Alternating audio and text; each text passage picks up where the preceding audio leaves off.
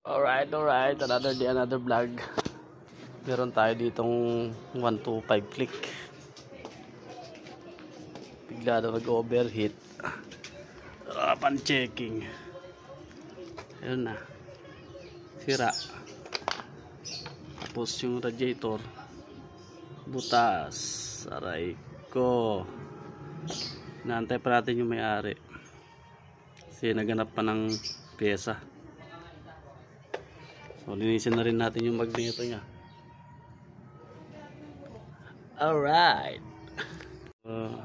Yun guys, natanggal na natin yung magneto. So, linisin lang natin yan.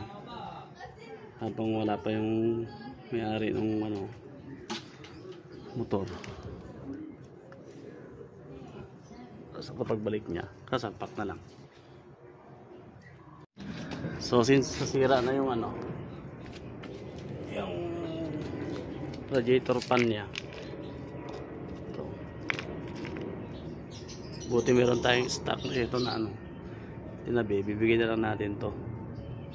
Pati to. Kasi yun, sira na rin kasi yun eh. Ito na yung magneto niya. Pininturahan na rin natin. Alright. Alright.